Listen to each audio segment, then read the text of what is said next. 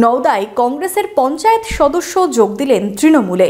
Block Trinamool সভাপতি তথা জেলা পরিষদের শিক্ষা কর্মাধ্যক্ষ সফিউজ্জামান শেখের হাত ধরে চাঁদপুর পঞ্চায়েতে কংগ্রেসের প্রতীকে জেতা এক মহিলা পঞ্চায়েত সদস্য যোগ দিলেন তৃণমূল কংগ্রেসে।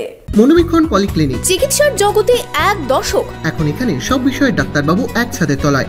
ফোন করুন 7477799515 এই নম্বরে।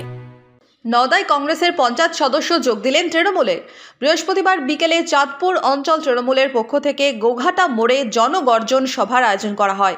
এই সভায় ব্লক তৃণমূল সভাপতি তথা মুর্শিদাবাদ জেলা পরিষদের শিক্ষা কর্মাধ্যক্ষ সফিউজ্জামান শেখের হাত ধরেই চাঁদপুর পঞ্চায়েতের কংগ্রেসের প্রতীকে জেতা রেবতী হালদার তৃণমূলে যোগদান করেন। এই পঞ্চায়েত কংগ্রেসের দখলে ছিল। 20 আসনের এই পঞ্চায়েতে তৃণমূলের দাবি, বর্তমানে তৃণমূলের সদস্য সংখ্যা বেড়ে হলো 9। কংগ্রেসের 9 ও আরএসপির 2 জন সদস্য রয়েছেন এই পঞ্চায়েতে। আগামী দিনে পঞ্চায়েত তৃণমূলের দখলে আসবে বলেই দাবি তৃণমূল নেতৃত্বের।